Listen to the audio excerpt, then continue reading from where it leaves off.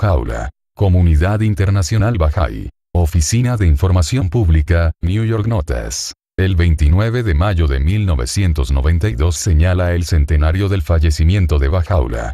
Su visión de la humanidad como un solo pueblo y de la tierra como una patria común, que fue rechazada sin prestarle atención por los líderes del mundo a quienes se les proclamó por primera vez hace más de 100 años, se ha convertido hoy en el centro de convergencia de la esperanza humana.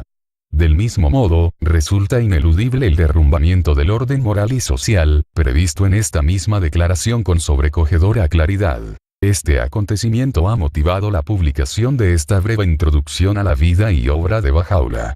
Preparada a petición de la Casa Universal de Justicia, responsable de la empresa mundial que los acontecimientos de hace un siglo pusieron en marcha, ofrece una perspectiva del sentimiento de confianza con el que los bahá'ís de todo el mundo contemplan el futuro de nuestro planeta y nuestra especie. Bajaula. A medida que se aproxima el nuevo milenio, la necesidad crucial de la raza humana es encontrar una visión unificadora de la naturaleza del hombre y la sociedad. Durante el último siglo la respuesta de la humanidad a este impulso ha desencadenado una serie de conmociones ideológicas que han convulsionado nuestro mundo y que ahora parecen haber quedado exhaustas.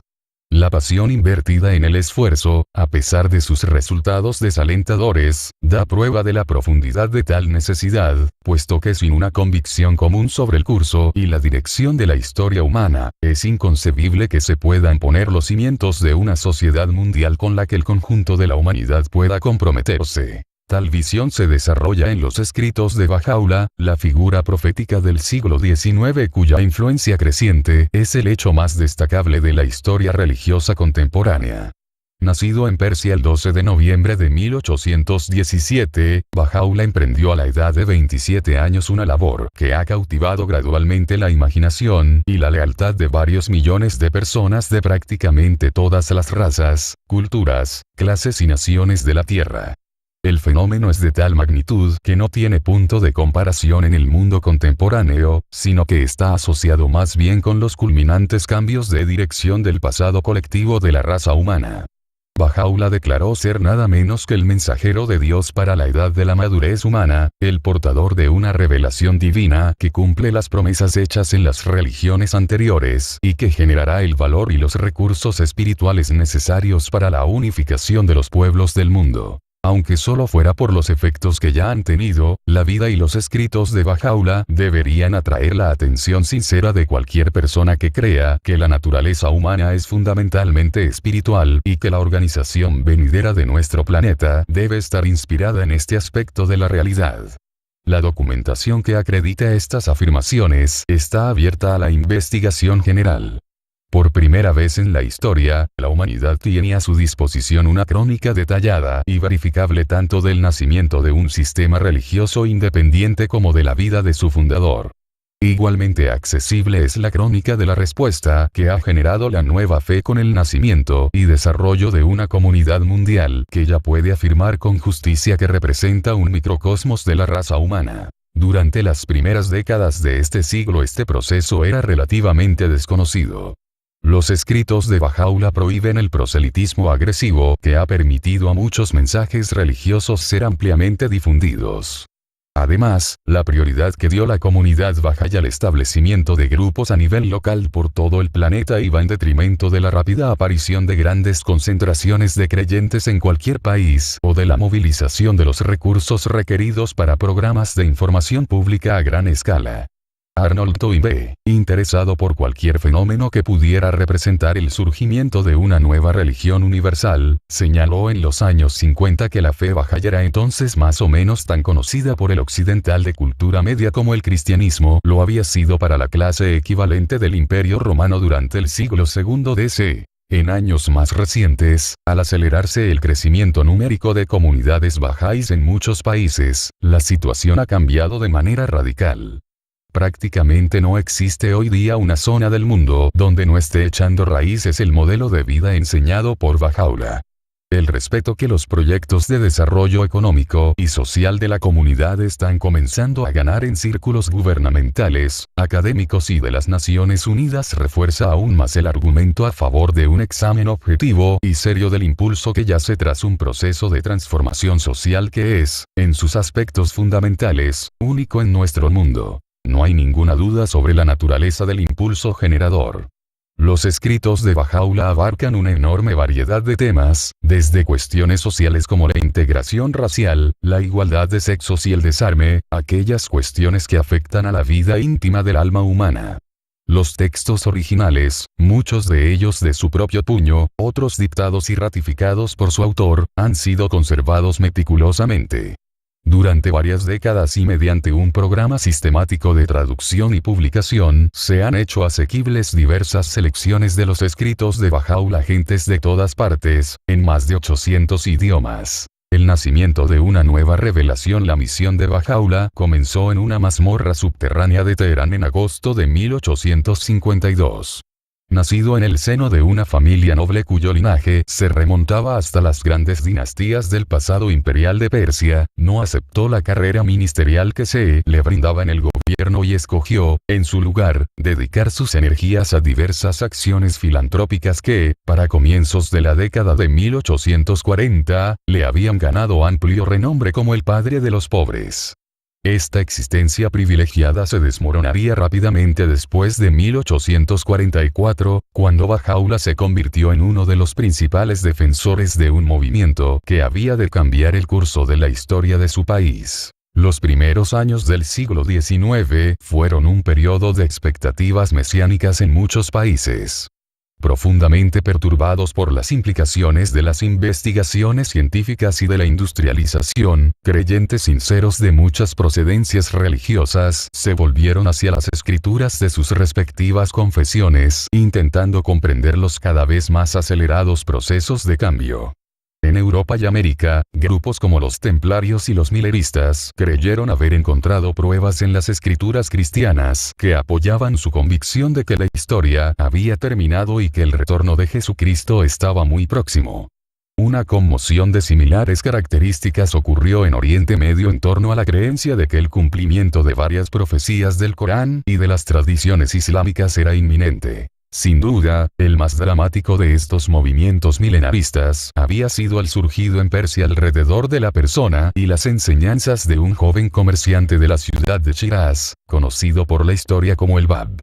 Durante 9 años, de 1844 a 1853, persas de todas las clases sociales se vieron envueltos en un torbellino de esperanza y entusiasmo desatado por el anuncio hecho por el Bab de que el día de Dios estaba cerca y que él mismo era el prometido de las escrituras islámicas. La humanidad estaba, según decía él, en el umbral de una era que presenciaría la reestructuración de todos los aspectos de la vida.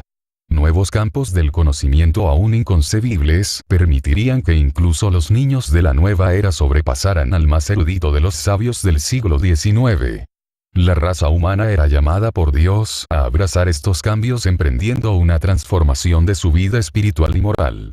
Su propia misión era la de preparar a la humanidad para el acontecimiento que constituía el corazón mismo de estos sucesos, la venida de ese mensajero universal de Dios, aquel a quien Dios manifestará, esperado por los seguidores de todas las religiones. Esta declaración suscitó una violenta hostilidad por parte del clero musulmán, que enseñaba que el proceso de la revelación divina había terminado con Muhammad y que cualquier afirmación de lo contrario constituía una apostasía castigable con la muerte. Sus acusaciones contra el Bab obtuvieron enseguida el apoyo de las autoridades persas. Miles de seguidores de la nueva fe perecieron en una horrenda serie de masacres llevadas a cabo por todo el país y el Bab fue ejecutado públicamente el 9 de julio de 1850. En una época de creciente presencia occidental en Oriente, estos hechos despertaron el interés y la compasión de círculos europeos influyentes. La nobleza de la vida y enseñanzas del Bab, el heroísmo de sus seguidores y la esperanza de reformas fundamentales que habían prendido en un país oscurecido, ejercieron una poderosa atracción sobre personalidades entre las que se contaban Ernest Renan, León Tolstoy, Sarah Bernhardt y el conde de Gobineau. Debido a su destacado papel en la defensa de la causa del Bab, Bahá'u'lláh fue arrestado y conducido, encadenado y a pie, hasta Teherán. Protegido en cierta medida por una reputación personal impresionante y por la posición social de su familia, así como por las protestas que el holocausto de los babíes había provocado por parte de embajadas occidentales, no fue sentenciado a muerte como propugnaban influyentes figuras de la corte real. En lugar de ello, fue arrojado al famoso Silla Chal, el Pozo Negro, una mazmorra profunda y plagada de sabandijas que se había creado en uno de los abandonados depósitos de agua de la ciudad.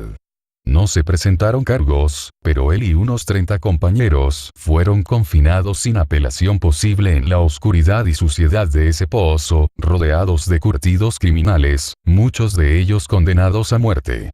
En torno al cuello de Bahá'u'lláh cernieron una pesada cadena, tan famosa en los ambientes penitenciarios que se le había dado nombre propio. Como no pereció tan rápidamente como esperaban, intentaron envenenarle. Las marcas de la cadena habrían de quedar en su cuerpo para el resto de su vida. En los escritos de Bahá'u'lláh ocupa un lugar fundamental la exposición de los grandes temas que han preocupado a los pensadores religiosos de todas las épocas. Dios, el papel de la revelación en la historia, la relación que existe entre los diferentes sistemas religiosos del mundo, el significado de la fe y la autoridad moral como base de la organización de la sociedad humana. Algunos pasajes de estos textos hablan de forma íntima de su propia experiencia espiritual, de su respuesta a la llamada de Dios y del diálogo con el Espíritu de Dios, cuestiones que laten en el corazón mismo de su misión. Nunca antes la historia religiosa ha ofrecido al investigador la oportunidad de tener un encuentro tan sincero con el fenómeno de la revelación divina. Hacia el final de su vida, los escritos de Bahá'u'lláh sobre sus primeras experiencias incluyen una breve descripción de las condiciones del Silla Chal. Fuimos recluidos durante 4 meses en un lugar pestilente más allá de toda comparación. El calabozo estaba envuelto en profunda oscuridad y el número de nuestros compañeros de prisión llegaba casi a 150 almas. Ladrones, asesinos y salteadores de caminos. Atestado como estaba, no tenía otra salida que el pasadizo por el cual entramos. No hay pluma que pueda describir aquel lugar, ni lengua alguna expresar su repugnante hedor. La mayoría de aquellos hombres no tenía ropas ni lecho donde acostarse. Solo Dios sabe lo que nos aconteció en aquel hediondo y lóbrego lugar. Cada día los centinelas descendían los 3 empinados tramos de escalera que daban al pozo, prendían a uno o más prisioneros y los arrastraban fuera para ser ejecutados. En las calles de Teherán, los observadores occidentales quedaban horrorizados ante las escenas de víctimas babíes a las que disparaban desde la boca de un cañón, asestaban hachazos y golpes de espada hasta darles muerte, o conducían al lugar de su martirio con velas encendidas incrustadas en las heridas que les hacían en el cuerpo. Fue en estas circunstancias, ante la perspectiva de su propia e inminente muerte, cuando Bahá'u'lláh recibió las primeras señales de su misión. Cierta noche, en un sueño, se escucharon por doquier estas exaltadas palabras. Verdaderamente, te haremos victorioso por ti mismo y por tu pluma. No te aflijas por lo que te ha acontecido, ni temas porque tú estás a salvo. Dentro de poco Dios hará surgir los tesoros de la tierra. Hombres que te ayudarán por ti mismo y por tu nombre, para lo cual Dios ha hecho revivir los corazones de aquellos que le han reconocido.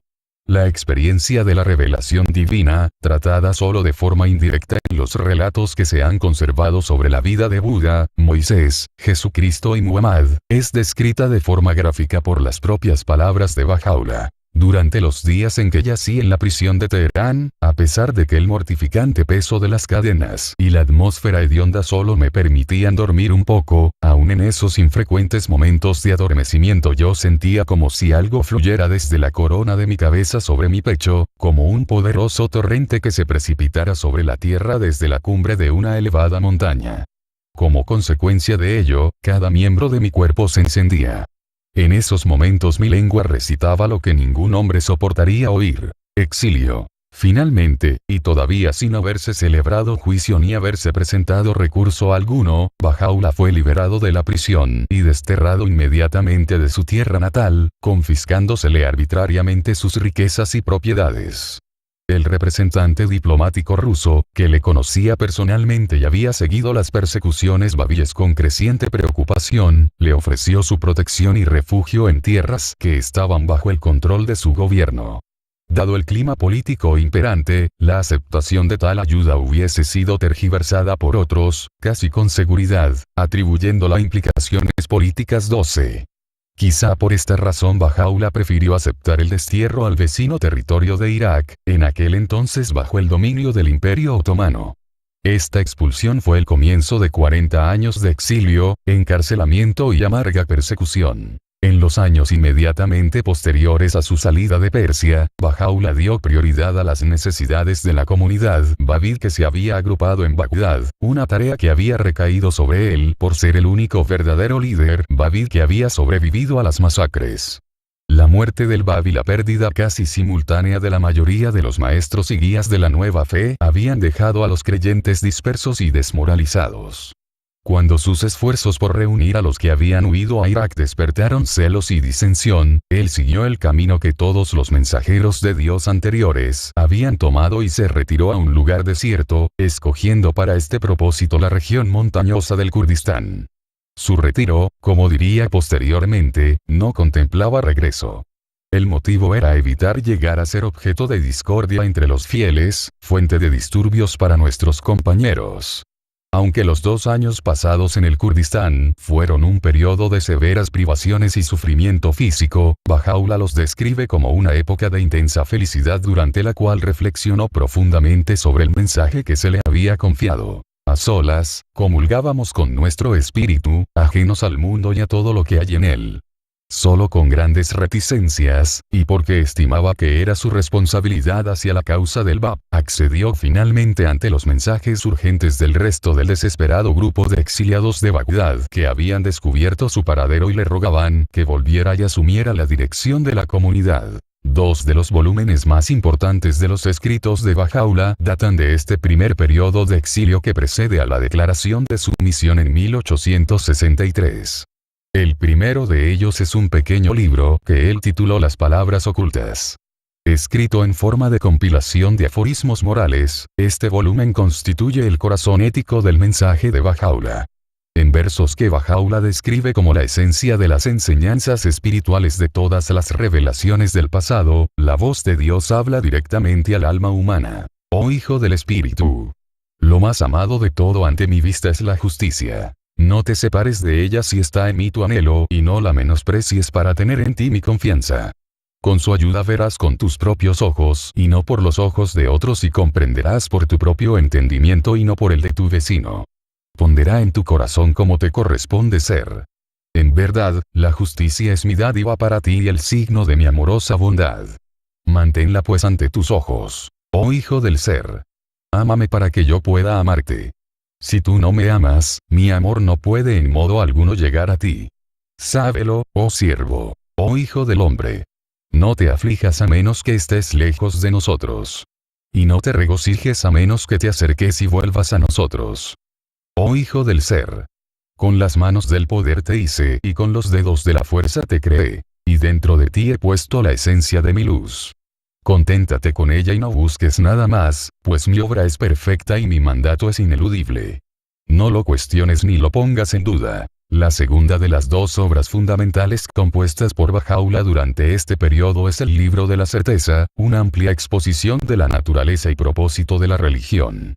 En pasajes que extraen significados no solo del Corán, sino con igual facilidad y penetración del Antiguo y Nuevo Testamento, se describe a los mensajeros de Dios como agentes de un proceso único y continuo, el despertar de la raza humana a sus potencialidades espirituales y morales.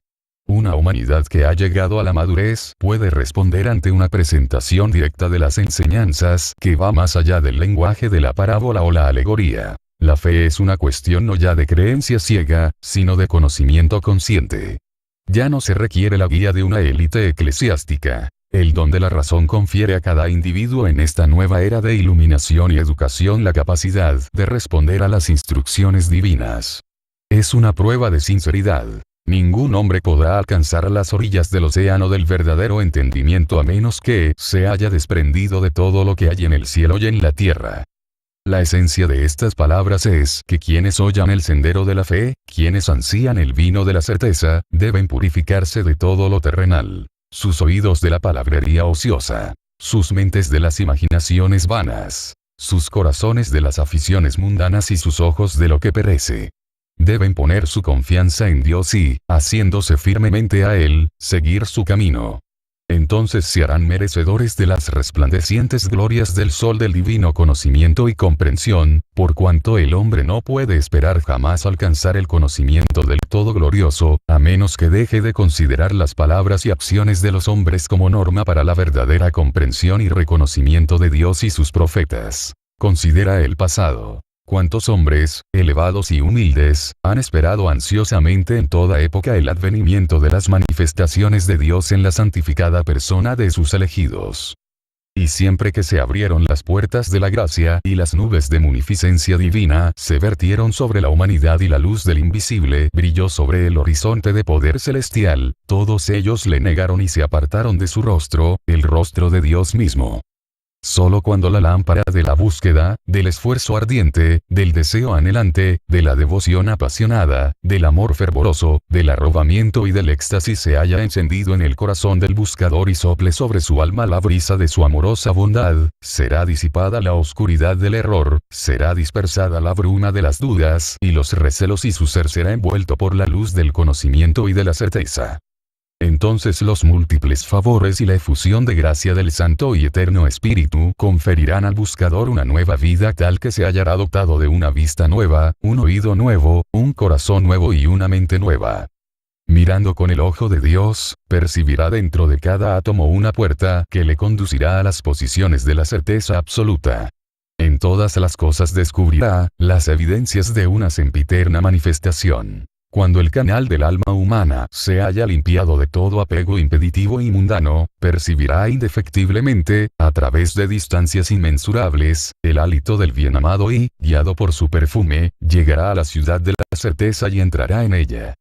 Aquella ciudad no es otra que la palabra de Dios, revelada en cada época y dispensación.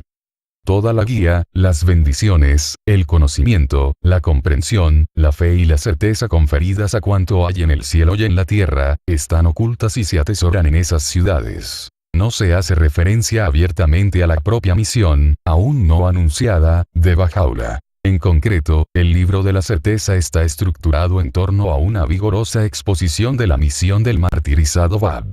Una de las razones, no la menos importante, de la poderosa influencia del libro sobre la comunidad Babí, que contaba con un buen número de eruditos y exseminaristas, fue el dominio del pensamiento y enseñanzas islámicas que despliega su autor al demostrar la pretensión del Bab de haber cumplido las profecías del Islam.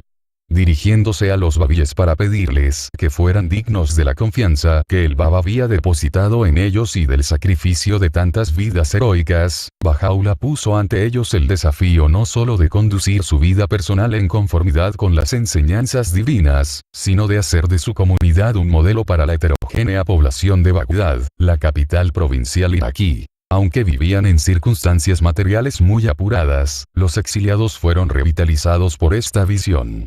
Uno de los miembros del grupo, un hombre llamado Nabil, que posteriormente iba a dejar una historia detallada de los ministerios del Bab y de Bahá'u'lláh, ha descrito la intensidad espiritual de aquellos días. Muchas noches más de 10 personas subsistían con tan solo un puñado de dátiles. Nadie sabía a quién pertenecían realmente los zapatos, las capas o las túnicas que se hallaban en sus casas. Ninguno de ellos, cuando iba al bazar, podía asegurar que los zapatos que llevaba eran los suyos y tampoco cada uno de los que entraba en presencia de Bahá'u'lláh podía afirmar que la capa o túnica que llevaba le pertenecía. ¡Oh, qué júbilo el de aquellos días y qué felicidad y asombro en aquellas horas! Para consternación de las autoridades consulares persas, que creían que el episodio Babí había concluido, la comunidad de exiliados llegó gradualmente a convertirse en un elemento respetado e influyente en la capital provincial de Irak y en las ciudades cercanas. Debido a que varios de los más importantes santuarios del Islam chiita se encontraban en la zona, había un flujo constante de peregrinos persas que se veía así expuesto, en las circunstancias más favorables, a la reanudación de la influencia babí. Entre los dignatarios que visitaron a Bahá'u'lláh en la sencilla casa que ocupaba se encontraban príncipes de la familia real. Tan encantado quedó uno de ellos con la experiencia que concibió la idea un tanto ingenua de que, erigiendo un duplicado de aquella casa en los jardines de su propia residencia, podría así volver a experimentar algo de la atmósfera de pureza espiritual y desprendimiento que por un breve tiempo había encontrado. Otro, conmovido más profundamente por la experiencia de su visita, expresó a sus amigos su sentimiento. Si todos los pesares del mundo se apiñaran en mi corazón, creo que todos se desvanecerían estando en presencia de Bahá'u'lláh. Es como si hubiese entrado al mismísimo paraíso. La declaración en el jardín de Rizván en 1863. Bahá'u'lláh vio llegado el momento de empezar a familiarizar a algunos de los que le rodeaban con la misión que le había sido confiada en la oscuridad del Siyachal. Esta decisión coincidió con una nueva etapa en la campaña de oposición a su labor que el clero musulmán chiita y los representantes del gobierno persa habían seguido manteniendo implacablemente. Temiendo que la aprobación y los elogios que empezaban a dedicar a Bahá'u'lláh algunos de los persas influyentes que visitaban Irak volvieran a encender el entusiasmo popular en Persia, el gobierno del Shah presionó a las autoridades otomanas para que le trasladaran lejos de la frontera, hacia el interior del imperio. Finalmente, el gobierno turco accedió a estas presiones e instó al exiliado a que, en calidad de invitado, estableciera su residencia en la capital, Constantinopla. A pesar de los términos corteses en los que estaba redactado el mensaje, la intención era claramente la de exigir su cumplimiento. Para entonces la devoción del pequeño grupo de exiliados se había centrado en la persona de Bahá'u'lláh y en su exposición de las enseñanzas del Bab. Eran cada vez más los que habían llegado al convencimiento de que él hablaba no solo como el defensor del Bab, sino en nombre de aquella causa mucho mayor que este último había declarado inminente. La creencia pasó a ser certeza a finales de abril de 1863, cuando Bahá'u'lláh, en vísperas de su partida hacia Constantinopla, reunió a varios de sus compañeros en un jardín al que más tarde se le daría el nombre de Rizván, paraíso, y les confió el hecho central de su misión.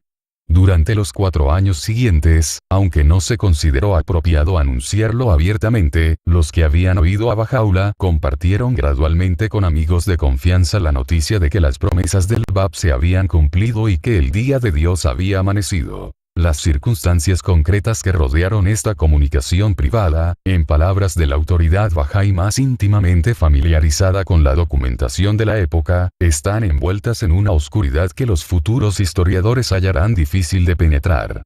La naturaleza de la declaración puede apreciarse en varias referencias que Bahá'u'lláh habría de hacer a su propia misión en muchos de sus escritos posteriores. El propósito que cimenta toda la creación es la revelación de este muy sublime y santísimo día, conocido como el Día de Dios en sus libros y escrituras. El día que todos los profetas, elegidos y santos, han deseado presenciar. Este es el día en el que la humanidad puede contemplar el rostro y oír la voz del prometido. La llamada de Dios ha sido proclamada y la luz de su semblante se ha levantado sobre los hombres. Incumbe a cada hombre borrar de la tablilla de su corazón la huella de toda palabra vana y contemplar, con mente abierta e imparcial, los signos de su revelación, las pruebas de su misión y las señales de su gloria. Tal como se enfatiza repetidamente en la exposición que Bahá'u'lláh hace sobre el mensaje del Bab, el propósito fundamental de Dios al revelar su voluntad es llevar a cabo una transformación en el carácter de la humanidad, desarrollar en el interior de aquellos que responden las cualidades morales y espirituales que están latentes dentro de la naturaleza humana. Embelleced vuestras lenguas, oh pueblo, con la veracidad y adornad vuestras almas con el ornamento de la honradez. Cuidado, oh pueblo, no sea que obréis traicioneramente con alguien. Sed los fiduciarios de Dios entre sus criaturas y los emblemas de su generosidad en medio de su pueblo. Iluminad y santificad vuestros corazones. No dejéis que sean profanados por las espinas del odio ni por los abrojos de la malicia. Habitáis en un solo mundo y habéis sido creados por la acción de una única voluntad. Bendito es aquel que se asocia con todos los hombres con un espíritu de máxima bondad y amor. El proselitismo agresivo que había caracterizado en épocas pasadas los esfuerzos para promover la causa de la religión es declarado indigno del día de Dios. Cada persona que ha reconocido la revelación tiene la obligación de compartirla con quienes crea que están buscando, pero dejando la respuesta enteramente en manos de quienes le escuchan. Mostrad paciencia, benevolencia y amor los unos con los otros.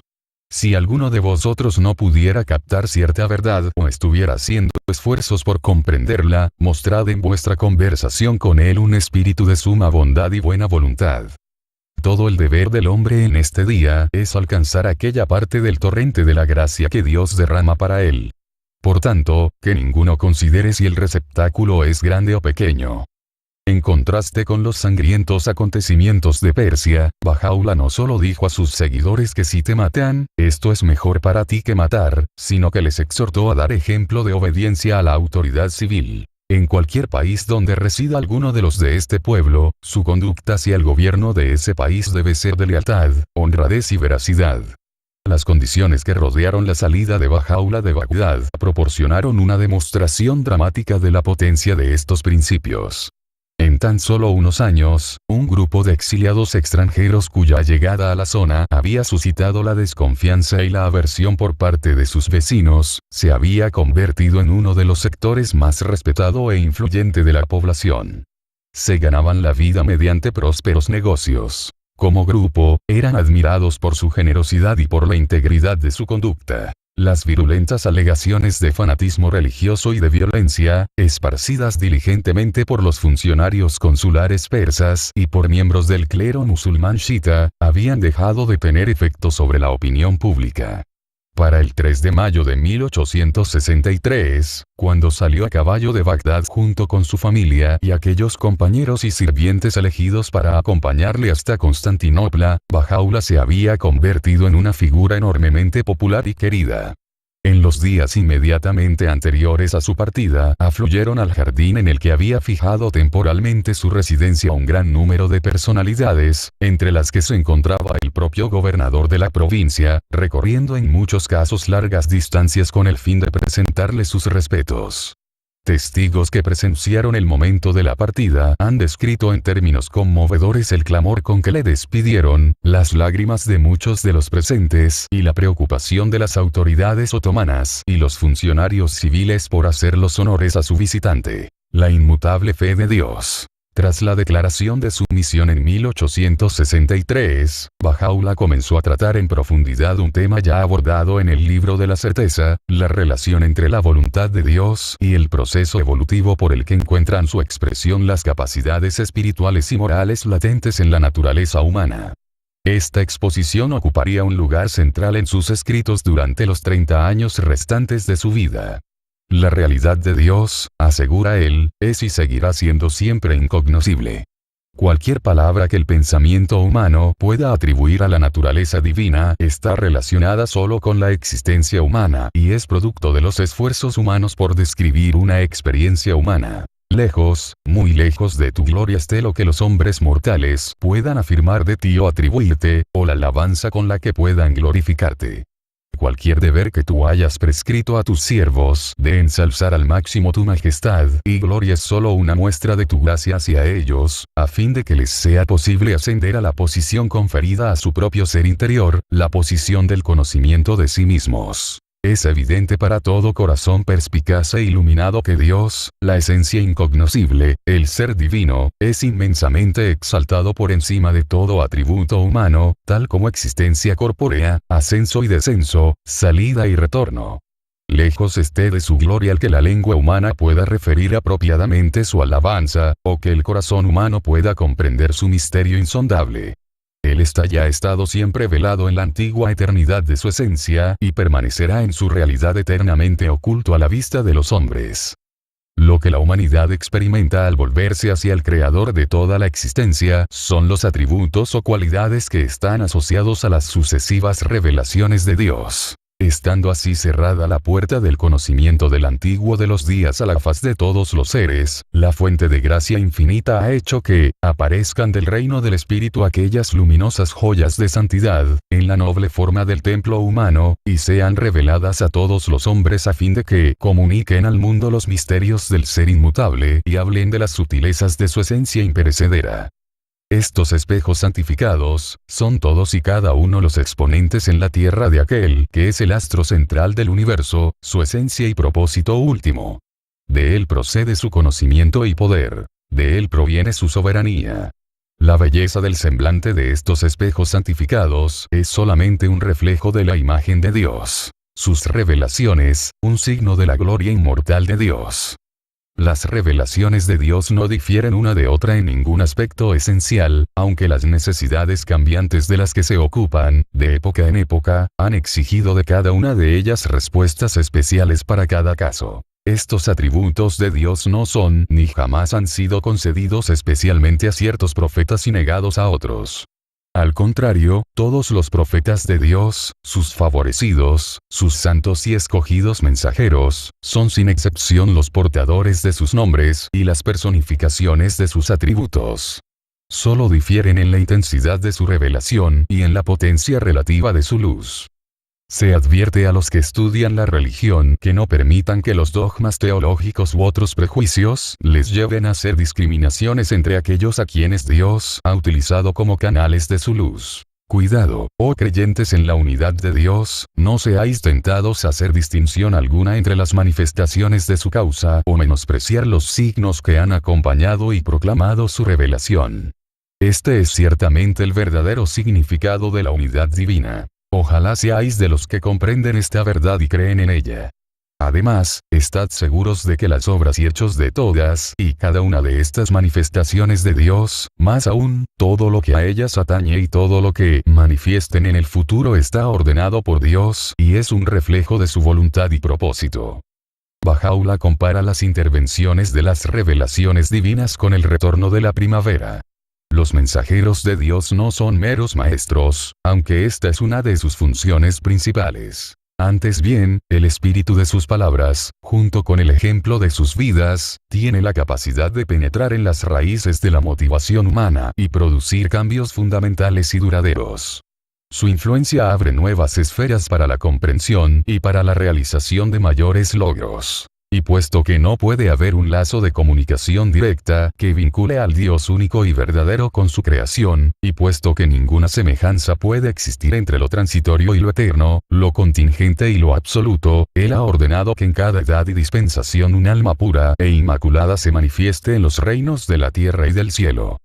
Conducidos por la luz de indefectible guía e investidos con soberanía suprema, ellos, los mensajeros de Dios, están facultados para usar la inspiración de sus palabras, las efusiones de su gracia infalible y la brisa santificadora de su revelación para limpiar, de todo corazón anhelante y de todo espíritu receptivo, la escoria y polvo de las preocupaciones y limitaciones terrenales. Entonces y solo entonces el legado de Dios latente en la realidad del hombre surgirá, para implantar la insignia de su gloria revelada sobre las cumbres de los corazones de los hombres. Sin esta mediación del mundo divino, la naturaleza humana permanece esclava del instinto, así como de suposiciones inconscientes y modelos de conducta que han sido determinados culturalmente. Habiendo creado el mundo y todo lo que en él vive y se mueve, Él, Dios, escogió conferirle al hombre la singular distinción y capacidad de conocerle y amarle, una capacidad que debe necesariamente ser considerada el impulso generador y el objetivo primordial que sostiene la creación entera. Sobre la más íntima realidad de cada cosa creada Él ha derramado la luz de uno de sus nombres y la ha hecho un recipiente de la gloria de uno de sus atributos. Sobre la realidad del hombre, sin embargo, Él ha concentrado el esplendor de todos sus nombres y atributos y la ha hecho un espejo de su propio ser. De todas las cosas creadas solo el hombre ha sido escogido para recibir un favor tan grande y una generosidad tan perdurable. Estas energías con las que la fuente de guía celestial ha dotado a la realidad del hombre permanecen, sin embargo, latentes dentro de él, así como la llama está oculta dentro de la vela y los rayos de luz están presentes potencialmente en la lámpara. El resplandor de estas energías puede ser oscurecido por los deseos mundanos, así como la luz del sol puede quedar oculta bajo el polvo y la escoria que cubren el espejo. Ni la vela, ni la lámpara pueden encenderse por sus propios esfuerzos, sin ayuda, ni tampoco le será jamás posible al espejo librarse por sí solo de su escoria. Es claro y evidente que la lámpara nunca se encenderá mientras no se le prenda fuego. A menos que se limpie de la superficie del espejo la escoria que la cubre, éste nunca podrá representar la imagen del sol ni reflejar su luz y gloria. Ha llegado el tiempo, dijo Baha'u'lláh, de que la humanidad tenga tanto la capacidad como la oportunidad de ver el panorama completo de su desarrollo espiritual como un único proceso. Inigualable es este día, pues es como un ojo para edades y siglos pasados y como una luz para la oscuridad de los tiempos. En esta perspectiva, los seguidores de las diferentes tradiciones religiosas deben esforzarse por comprender lo que él llamaba la inmutable fe de Dios y distinguir su impulso espiritual primordial de las leyes y conceptos cambiantes que fueron revelados para satisfacer las necesidades de una sociedad humana en continua evolución. Los profetas de Dios deben ser considerados como médicos cuya tarea es fomentar el bienestar del mundo y sus pueblos para que, mediante el espíritu de unidad, puedan curar la dolencia de una humanidad dividida. No sería de extrañar, entonces, si se encontrara que el tratamiento prescrito por el médico en este día no es idéntico al que prescribió anteriormente. ¿Cómo podría ser de otra manera, cuando las dolencias que afectan al paciente necesitan un remedio especial en cada etapa de su enfermedad? De igual modo, cada vez que los profetas de Dios han iluminado al mundo con el resplandeciente brillo del sol del conocimiento divino, han emplazado invariablemente a sus pueblos a abrazar la luz de Dios por los medios que mejor se adaptaban a las exigencias de la época en que aparecieron. No solo el corazón, sino también la mente, deben dedicarse a este proceso de descubrimiento. La razón, afirma Baha'u'lláh, es el mayor don de Dios al alma, un signo de la revelación del soberano Señor. Solo liberándose de los dogmas heredados, ya sean religiosos o materialistas, puede la mente emprender una investigación independiente sobre la relación entre la palabra de Dios y la experiencia de la humanidad. En tal búsqueda uno de los mayores obstáculos es el prejuicio. Advierte a los amados del Dios único y verdadero que no juzguen con ojo demasiado crítico los dichos y escritos de los hombres. Que más bien consideren tales dichos y escritos con espíritu de imparcialidad y amorosa simpatía. La manifestación de Dios, algo común a todos los fieles de cualquiera de los sistemas religiosos del mundo, es el convencimiento de que a través de la revelación divina el alma entra en contacto con el mundo de Dios y que es esta relación la que da un sentido verdadero a la vida. Algunos de los pasajes más importantes de los escritos de Baha'u'lláh son los que exponen extensamente la naturaleza y el papel de aquellos que son los canales de esta revelación, los mensajeros o manifestaciones de Dios. Una analogía que se encuentra repetidamente en estos pasajes es la del sol físico. Mientras éste comparte ciertas características con otros cuerpos del sistema solar, difiere sin embargo de ellos en que es, en sí mismo, la fuente de luz del sistema. Los planetas y satélites reflejan la luz, mientras que el sol la emite como un atributo inseparable de su propia naturaleza. El sistema gira alrededor de este punto focal y cada uno de sus miembros no solo es influido por su composición particular, sino también por la fuente de luz del sistema. Del mismo modo, afirma Baha'u'lláh, la personalidad humana que la manifestación de Dios comparte con el resto de la humanidad se diferencia de las otras de tal modo que la hace adecuada para servir como canal o vehículo para la revelación de Dios. Las referencias aparentemente contradictorias respecto a esta doble posición atribuidas, por ejemplo, a Cristo han sido una de las muchas fuentes de confusión y disensión religiosas a través de la historia. Baha'u'lláh dice sobre el tema: todo lo que hay en los cielos y todo lo que hay en la tierra es una prueba directa de la revelación de los atributos y nombres de Dios. En un grado sumo, esto es verdadero acerca del hombre, quien, entre todo lo creado, ha sido señalado para la gloria de tal distinción. Pues en él están revelados potencialmente todos los atributos y nombres de Dios en un grado que no ha sido superado ni excedido por ningún otro ser creado. Y de todos los hombres, los más perfectos, los más distinguidos y los más excelsos son las manifestaciones del sol de la verdad. Más aún, todos, excepto estas manifestaciones, viven por la acción de su voluntad y se mueven y existen por las efusiones de su gracia. A través de la historia, la convicción de los creyentes de que el fundador de su propia religión ocupaba una posición única ha tenido el efecto de suscitar una intensa especulación sobre la naturaleza de la manifestación de Dios. Tal especulación ha sido, sin embargo, seriamente obstaculizada por las dificultades de interpretar y resolver las alusiones alegóricas de las escrituras del pasado. El intento de cristalizar la opinión en forma de dogma religioso ha sido una fuente de división más que de unión en la historia.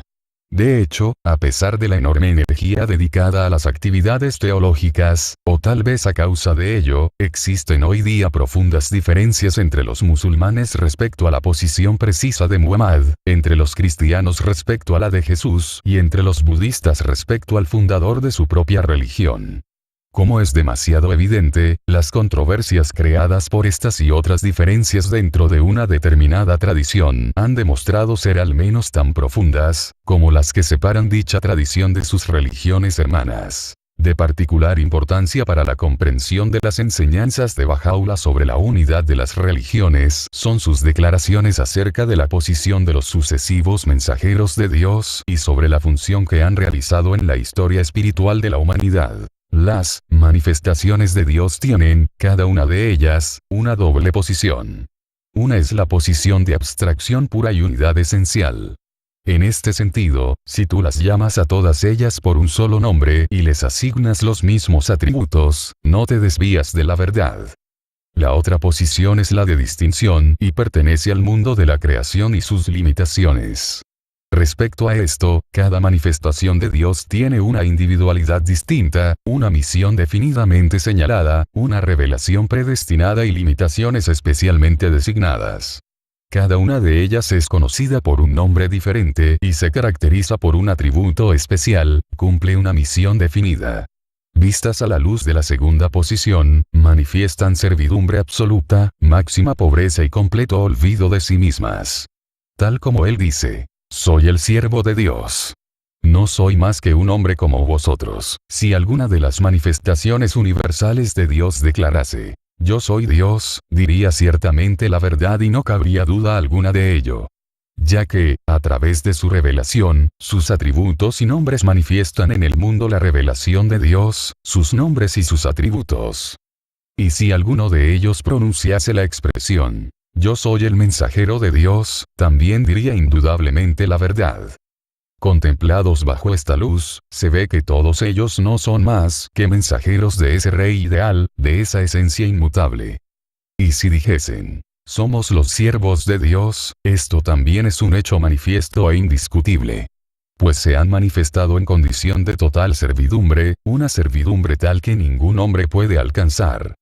De este modo, cualquiera que sea su expresión, ya pertenezca al reino de la divinidad, o a la posición de Señor, profeta, mensajero, guardián, apóstol o siervo, todo es cierto, sin la menor sombra de duda. Por lo tanto, estos dichos tienen que ser atentamente considerados, para que las expresiones divergentes de las manifestaciones del invisible y auroras de santidad dejen de agitar al alma y confundir la mente. Una civilización en continuo progreso. En estos párrafos se halla implícita una perspectiva que representa la característica más desafiante de la exposición de Bahá'u'lláh sobre la función de la manifestación de Dios. La revelación divina, declara él, es la fuerza motriz de la civilización. Cuando tiene lugar esa revelación, su efecto transformador sobre las mentes y las almas de los que responden a ella es reproducido en la nueva sociedad que va tomando forma paulatinamente en torno a esa experiencia. Aparece un nuevo foco de lealtad que puede lograr el compromiso de pueblos de muy diversas culturas. La música y las artes utilizan símbolos que transmiten unas aspiraciones mucho más ricas y maduras. Una nueva y radical definición de los conceptos de lo correcto y lo erróneo hace posible la formulación de nuevos códigos de leyes civiles y de conducta. Se crean nuevas instituciones con el propósito de dar expresión a los impulsos de responsabilidad moral que anteriormente eran ignorados o desconocidos. Estaba en el mundo y el mundo fue hecho por él. A medida que la nueva cultura evoluciona hacia una civilización, asimila los logros e ideas de épocas pasadas en una multitud de nuevas combinaciones. Las características de antiguas culturas que no pueden ser incorporadas se atrofian o son adoptadas por elementos marginales de la población. La palabra de Dios crea nuevas posibilidades tanto en la conciencia individual como en las relaciones humanas. Toda palabra que emana de la boca de Dios está dotada de tal potencia que puede infundir nueva vida en cada estructura humana. Todas las maravillosas obras que contempláis en este mundo han sido manifestadas mediante la acción de su suprema y exaltada voluntad, su maravilloso e inflexible propósito. En cuanto es pronunciada esta resplandeciente palabra, sus energías animadoras, agitándose dentro de todas las cosas creadas, dan nacimiento a los medios e instrumentos con los que tales artes pueden producirse y perfeccionarse. En los días venideros, veréis por cierto cosas de las que jamás habéis oído. Cada letra que procede de la boca de Dios es verdaderamente una letra madre y cada palabra pronunciada por aquel que es la fuente de la revelación divina es una palabra madre. La sucesión de revelaciones divinas, afirma el Bab, es un proceso que no ha tenido principio ni tendrá fin. Aunque la misión de cada una de las manifestaciones está limitada en el tiempo y en las funciones que realiza, es una parte integral de un desarrollo continuo y progresivo del poder y la voluntad de Dios. Contempla con tu vista interior la cadena de revelaciones sucesivas que ha vinculado a la manifestación de Adán con la del Bab. Atestigo ante Dios que cada una de estas manifestaciones ha sido enviada por la acción de la voluntad y propósito divinos, que cada una ha sido portadora de un mensaje determinado, que a cada una le ha sido confiado un libro divinamente revelado. La medida de la revelación con la que cada una de ellas ha sido identificada había sido preordenada con precisión. Finalmente, a medida que una civilización en continua evolución agota sus fuentes espirituales, empieza un proceso de desintegración, al igual que ocurre en el mundo de los fenómenos. Volviendo otra vez a las analogías que ofrece la naturaleza, Baha'u'lláh compara esta pausa en el desarrollo de la civilización con la llegada del invierno. Disminuye tanto la vitalidad moral como la cohesión social. Los desafíos, que se hubieran superado en etapas anteriores o se hubieran convertido en oportunidades para la investigación y el éxito, se convierten en barreras insuperables. La religión pierde su relevancia y la inquietud renovadora va interrumpiéndose progresivamente, haciendo cada vez más profundas las divisiones sociales. La incertidumbre sobre el significado y valor de la vida genera cada vez más ansiedad y confusión. Refiriéndose a esta condición de nuestra propia época, Baha'u'lláh dice: percibimos perfectamente cómo toda la raza humana está rodeada de grandes e incalculables aflicciones. La vemos languidecer en su lecho de enfermo, severamente atribulada y desilusionada. Los que están embriagados de orgullo se han interpuesto entre ella y el divino e infalible médico. Atestiguad cómo han envuelto a todos los hombres, incluidos ellos mismos, en la red de sus artificios. No pueden descubrir la causa de la enfermedad, ni tampoco poseen conocimiento alguno del remedio. Han concebido que lo recto es torcido y han imaginado que su amigo es un enemigo. Cuando cada uno de los impulsos divinos se ha cumplido, el proceso se repite. Una nueva manifestación de Dios aparece con una medida más plena de la inspiración divina para la siguiente etapa del despertar y del proceso civilizador de la humanidad. Considera la hora en que la suprema manifestación de Dios se revela a los hombres. Hasta la llegada de esa hora, el antiguo ser, que permanece todavía desconocido a los hombres y no ha dado aún expresión a la palabra de Dios es, él mismo, el omnisciente en un mundo en el que no hay ningún hombre que le haya conocido. Él en verdad es el creador sin una creación. Este es de hecho el día del que se ha escrito. ¿De quién será el reino en este día? Y no se encuentra a nadie dispuesto a contestar. Hasta que una parte de la humanidad comienza a responder a la nueva revelación y un nuevo paradigma espiritual y social empieza a tomar forma, la gente subsiste espiritual y moralmente con los últimos vestigios de los dones divinos anteriores. Las tareas rutinarias de la sociedad pueden seguir haciéndose o no. Las leyes se pueden obedecer o incumplir. Las tentativas políticas y sociales pueden funcionar o fracasar. Pero las raíces de la fe, sin las cuales ninguna sociedad puede durar indefinidamente, se han secado. En el fin del tiempo, el fin del mundo, los que están despiertos espiritualmente comienzan a volverse de nuevo hacia la fuente creativa.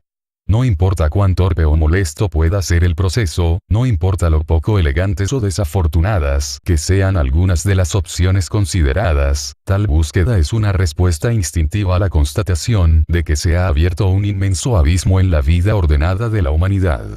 Los efectos de la nueva revelación, dice Baha'u'lláh, son universales y no limitados a la vida y enseñanzas de la manifestación de Dios, que es el eje central de la revelación. Aunque no se comprendan, estos efectos impregnan cada vez más los asuntos humanos, revelando las contradicciones existentes en las creencias populares y en la sociedad, e intensificando la búsqueda de una mayor comprensión. La sucesión de las manifestaciones es un hecho consustancial a la creación, declara Baha'u'lláh, y continuará durante toda la vida del mundo. Dios ha enviado a sus mensajeros para que sucedan a Moisés y Jesús y continuará haciéndolo hasta el fin que no tiene fin. El día de Dios. ¿Cuál es, según Baha'u'lláh, la meta de la evolución de la conciencia humana? En la perspectiva de la eternidad, el propósito de esta evolución es que Dios viera, cada vez con más nitidez, el reflejo de sus perfecciones en el espejo de su creación y que, en palabras de Baha'u'lláh, cada hombre pueda atestiguar en sí mismo, por sí mismo y en la posición de la manifestación de su Señor, que verdaderamente no hay otro Dios salvo Él y que cada hombre pueda alcanzar así su camino hacia la cumbre de las realidades, hasta que nadie contemple cosa alguna, cualquiera que sea, sin ver en ella a Dios. En el contexto de la historia de la civilización, el objetivo de la sucesión de las manifestaciones divinas ha sido preparar la conciencia humana para la unificación de la humanidad como una sola especie, más aún, como un único organismo capaz de asumir la responsabilidad de su futuro colectivo. Aquel que es vuestro Señor, el Todo Misericordioso, dice Baha'u'lláh, atesora en su corazón el deseo de ver a toda la raza humana como una sola alma y un solo cuerpo. Hasta que la humanidad no haya aceptado su unidad orgánica, no podrá ni siquiera afrontar sus desafíos inmediatos, mucho menos aquellos que le aguardan en el futuro. El bienestar de la humanidad, reitera Baha'u'lláh, su paz y seguridad son inalcanzables a menos y hasta que su unidad sea firmemente establecida. Solo una sociedad mundial unificada puede proporcionar a sus hijos el sentido de seguridad interior implícito en una de las oraciones de Baha'u'lláh a Dios. Cualquier deber que tú hayas prescrito a tus siervos de ensalzar al máximo tu majestad y gloria es solo una muestra de tu gracia hacia ellos, a fin de que les sea posible ascender a la posición conferida a su propio ser interior, la posición del conocimiento de sí mismos. Paradójicamente, solo consiguiendo la verdadera unidad puede la humanidad cultivar plenamente su diversidad e individualidad. Esta es la meta a la que han servido las misiones de todas las manifestaciones de Dios conocidas en la historia, el día de un solo rebaño y un solo pastor. Su consecución, afirma Baha'u'lláh, es la etapa de la civilización a la que se aproxima la humanidad. Una de las analogías más sugerentes, que se encuentra en los escritos no solo de Baha'u'lláh, sino también con anterioridad en los del Bab, es la comparación entre la evolución de la raza humana y la vida del ser humano individual. La humanidad ha pasado por etapas en su desarrollo colectivo que recuerdan los periodos de la infancia y la adolescencia en el proceso de maduración de sus miembros individuales. Estamos experimentando ahora los comienzos de nuestra madurez colectiva, dotada con nuevas capacidades y oportunidades de las que apenas si tenemos la más mínima conciencia. Desde esta perspectiva, no es difícil comprender la primacía dada en las enseñanzas de Baha'u'lláh al principio de la unidad. La unidad de la humanidad es el tema central de la era que ahora comienza, la norma con la que deben ser probadas todas las propuestas para el progreso de la humanidad. Hay solo una raza humana, insiste Baha'u'lláh. Las nociones heredadas de que un grupo étnico o racial es de algún modo superior al resto de la humanidad no tienen fundamento. De igual manera, ya que todos los mensajeros de Dios han servido como agentes de la única voluntad divina, sus revelaciones son un legado colectivo a toda la raza humana. Cada persona de la tierra es heredera legítima de la totalidad de esa tradición espiritual. La insistencia en los prejuicios de cualquier tipo no solo está dañando los intereses de la humanidad, sino que también es una violación de la voluntad de Dios para esta época. Oh pueblos y razas contendientes de la tierra. Dirigid vuestros rostros hacia la unidad y dejad que el fulgor de su luz brille sobre vosotros. Reuníos y, por amor a Dios, decidíos a extirpar todo lo que sea fuente de discordia entre vosotros. No puede haber duda alguna de que los pueblos del mundo, de cualquier raza o religión, derivan su inspiración de una única fuente celestial y son los súbditos de un solo Dios. La diferencia entre las ordenanzas a las que están sometidos debe ser atribuida incluida a los requisitos y exigencias variables de la época en la que fueron reveladas. Todas ellas, excepto unas pocas que son producto de la perversidad humana, fueron ordenadas por Dios y son el reflejo de su voluntad y propósito. Levantaos y, armados con el poder de la fe, despedazad los dioses de vuestras vanas imaginaciones, los sembradores de disensión entre vosotros. El tema de la unidad está presente en todos los escritos de Bahá'u'lláh. El tabernáculo de la unidad ha sido levantado. No os miréis unos a otros como extraños. Asociaos con los seguidores de todas las religiones en un espíritu de amistad y fraternidad. Sois los frutos de un solo árbol y las hojas de una misma rama. El proceso a través del cual la humanidad ha alcanzado su mayoría de edad se ha producido dentro de la evolución de la organización social. Comenzando con la unidad familiar y sus diferentes ramificaciones, la raza humana ha desarrollado con distintos grados de éxito sociedades basadas en el clan, la tribu, la ciudad-estado y más recientemente la nación. Con esta progresiva ampliación y complejidad del entorno social, el potencial humano ha encontrado a la vez un estímulo y un terreno para su desarrollo. Y este desarrollo ha provocado constantemente, a su vez, nuevas modificaciones en la estructura social. La mayoría de edad de la humanidad debe traer consigo, por tanto, una transformación total del orden social. La nueva sociedad debe ser capaz de abrazar a toda la diversidad de la raza humana y de beneficiarse de la amplia variedad de talentos y visiones que son el fruto de miles de años de experiencia cultural. Este es el día en el que los más excelentes favores de Dios han sido derramados sobre los hombres, el día en el que su poderosísima gracia ha sido infundida en todas las cosas creadas.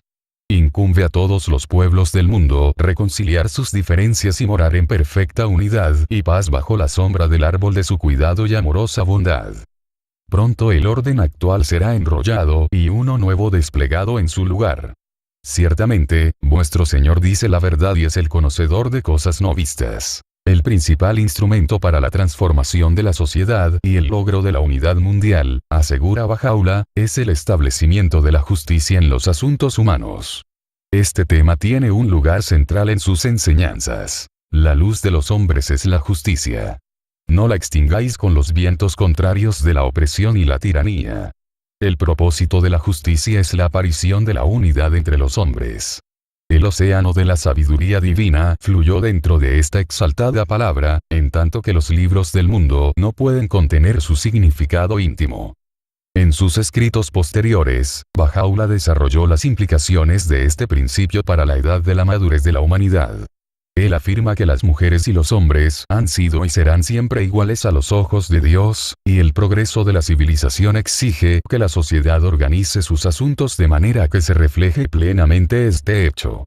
Los recursos de la tierra son propiedad de toda la humanidad y no de un determinado pueblo.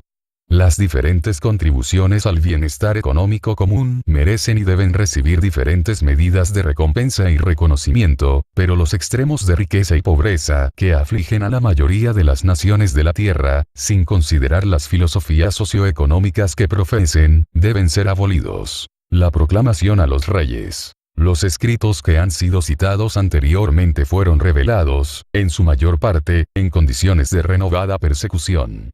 Poco después de la llegada de los exiliados a Constantinopla, se hizo evidente que los honores hechos a Bahá'u'lláh durante su viaje desde Bagdad habían representado tan solo un breve intervalo. La decisión de las autoridades otomanas de trasladar al dirigente Bábí y a sus compañeros a la capital del imperio, en vez de a alguna remota provincia, aumentó la alarma entre los representantes del gobierno persa.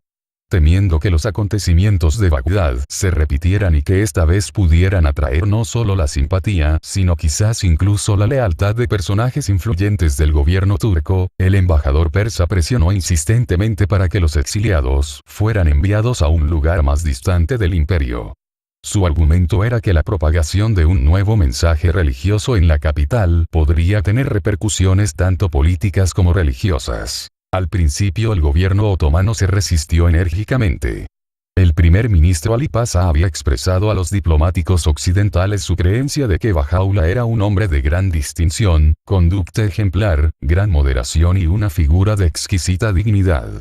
Sus enseñanzas eran, en opinión del ministro, merecedoras de alta estima porque se oponían a las contiendas religiosas que dividían a los súbditos judíos, cristianos y musulmanes del imperio. Sin embargo, fue apareciendo poco a poco un cierto grado de resentimiento y sospecha. En la capital otomana el poder político y económico estaba en manos de los funcionarios de la corte que, salvo pocas excepciones, eran personas de poca o ninguna competencia.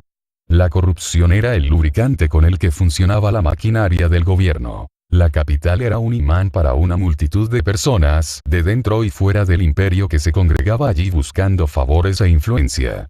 Se esperaba que cualquier personalidad de otro país o de los territorios tributarios, en cuanto llegara a Constantinopla, se uniera a la multitud que buscaba recomendaciones en las salas de recepción de los pasás y de los ministros de la corte imperial.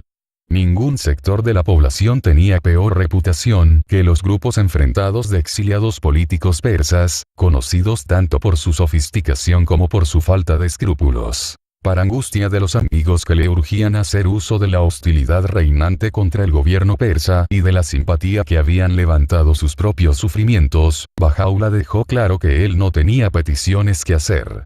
Aunque varios ministros del gobierno hicieron visitas sociales a la residencia que le fue asignada, él no quiso sacar provecho de estas oportunidades. Estaba en Constantinopla, decía, como invitado del sultán, por una expresa invitación suya, y su interés se centraba en asuntos espirituales y morales. Muchos años después, el embajador persa Mirza Husayn Khan, reflexionando sobre el tiempo en el que ejerció su cargo en la capital otomana y quejándose del daño que la codicia y la improbidad de sus compatriotas habían hecho a la reputación de Persia en Constantinopla, rindió un tributo sorprendentemente sincero al ejemplo que la conducta de Bahá'u'lláh había podido dar en poco tiempo. En aquel momento, sin embargo, él y sus colegas aprovecharon la situación para presentarla como si el exiliado tratara astutamente de ocultar conspiraciones secretas contra la seguridad pública y la religión del Estado. Presionadas por estas instigaciones, las autoridades otomanas tomaron finalmente la decisión de trasladar a Bahá'u'lláh y a su familia a la ciudad provincial de Adrianópolis. El traslado se hizo de forma precipitada en medio de un invierno extremadamente duro. Albergados allí en alojamientos inadecuados, carentes de ropas apropiadas y de otras provisiones, los exiliados soportaron un año de grandes sufrimientos. Estaba claro que, sin estar acusados de ningún crimen y sin darles oportunidad de defenderse, se les había hecho prisioneros del Estado de forma arbitraria. Desde el punto de vista de la historia religiosa, los sucesivos exilios de Bahá'u'lláh a Constantinopla y Adrianópolis tienen un notable simbolismo. Por primera vez una manifestación de Dios, el fundador de un sistema religioso independiente que pronto iba a extenderse por todo el planeta, había cruzado el estrecho canal de agua que separa Asia de Europa y había puesto pie en Occidente. Todas las demás grandes religiones habían surgido en Asia y los ministerios de sus fundadores se habían limitado a ese continente. Refiriéndose al hecho de que las dispensaciones del pasado, y en particular las de Abraham, Cristo y Muhammad, habían producido sus frutos más importantes en el desarrollo de la civilización durante su curso de expansión hacia el oeste, Bahá'u'lláh predijo que esto mismo ocurriría en esta nueva era, pero a una escala inmensamente mayor. En Oriente ha amanecido la luz de su revelación y en Occidente han aparecido los signos de su dominio. Ponderad esto en vuestros corazones, oh pueblo. Así pues, no es del todo sorprendente que Bahá'u'lláh eligiera este momento para hacer pública la misión que había obtenido lentamente la devoción de los seguidores del Bab por todo Oriente Medio. Su anuncio se hizo en forma de una serie de declaraciones que se cuentan entre los documentos más notables de la historia religiosa. En ellos la manifestación de Dios se dirige a los reyes y gobernantes del mundo anunciándoles el alba del día de Dios, aludiendo a los cambios aún inconcebibles que estaban cobrando impulso en todo el mundo y llamándoles, como responsables ante Dios y ante sus semejantes, a levantarse y servir al proceso de unificación de la raza humana. Debido a la veneración que les profesaban sus súbditos y a la naturaleza absoluta del dominio que la mayoría de ellos ejercía, estaba en sus manos, según dijo Bahá'u'lláh, colaborar en la realización de lo que él llamaba la paz más grande, un orden mundial caracterizado por la unidad y animado por la justicia divina. Solo con gran dificultad puede el lector de hoy día imaginar el ámbito moral e intelectual en que vivían estos monarcas de hace un siglo.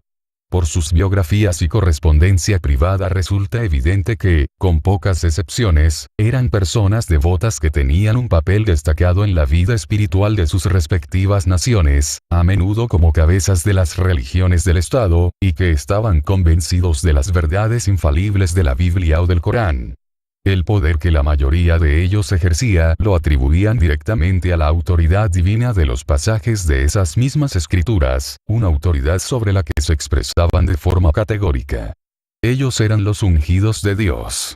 Las profecías de los últimos días y del reino de Dios no eran para ellos un mito o una alegoría, sino certezas sobre las que descansaba todo el orden moral y por las que ellos mismos serían llamados por Dios a rendir cuentas de sus responsabilidades. Las cartas de Bahá'u'lláh se dirigen a esta esfera del pensamiento. Oh reyes de la tierra.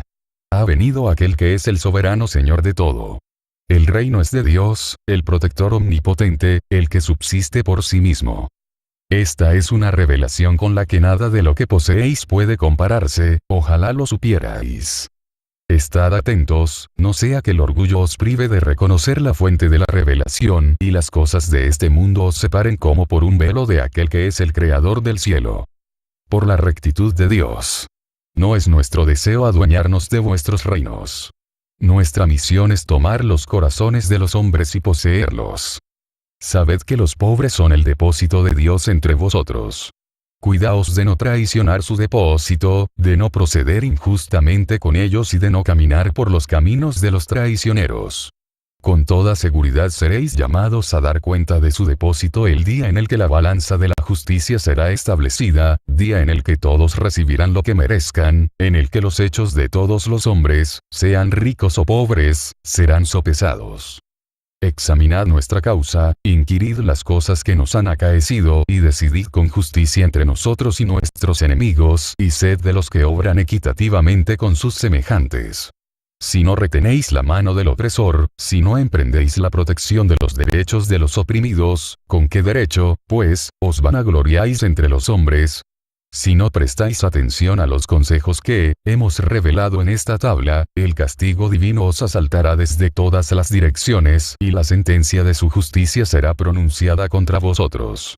En ese día no tendréis poder para resistirle y reconoceréis vuestra propia impotencia. La visión de la paz más grande no provocó ninguna respuesta por parte de los gobernantes del siglo XIX. El engrandecimiento nacionalista y la expansión imperial obtenían la adhesión no solo de los reyes, parlamentarios, académicos y artistas, sino también de los periódicos y las principales instituciones religiosas como vehementes propagandistas del triunfalismo occidental. Las propuestas de cambio social, por muy desinteresadas e idealistas que fueran, quedaban atrapadas rápidamente en un enjambre de nuevas ideologías arrojadas por la marea creciente del materialismo dogmático. En Oriente, fascinados por sus propias pretensiones de representar todo lo que la humanidad podía haber conocido o pudiera conocer alguna vez acerca de Dios y de la verdad, el mundo islámico se hundía cada vez más en la ignorancia, en el letargo y en una sombría hostilidad hacia una raza humana que no había sido capaz de reconocer esta supremacía espiritual. La llegada a Tierra Santa. Dados los anteriores acontecimientos de Bagdad, parece sorprendente que las autoridades otomanas no previeran las consecuencias del establecimiento de Bahá'u'lláh en otra importante capital de provincia. Al año de su llegada a Adrianópolis, su prisionero había despertado primero el interés y luego la ferviente admiración de figuras destacadas tanto de la vida intelectual como administrativa de la región. Para consternación de los representantes consulares persas, dos de los más devotos de estos admiradores eran Khurshid Pasha, el gobernador de la provincia, y el Sheikhul Islam, el principal dignatario religioso sunita.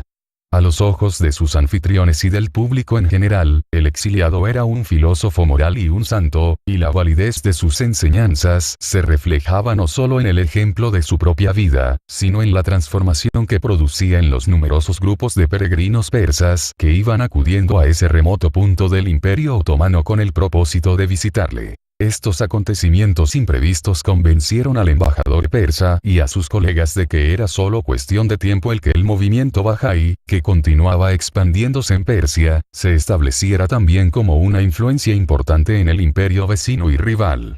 A lo largo de este periodo de su historia, el desvencijado Imperio Otomano se hallaba luchando contra las repetidas incursiones de la Rusia zarista, contra los levantamientos internos entre sus pueblos sometidos y contra los continuos intentos de los gobiernos de Gran Bretaña y Austria, aparentemente favorables, de segregar varios territorios turcos e incorporarlos a sus propios imperios.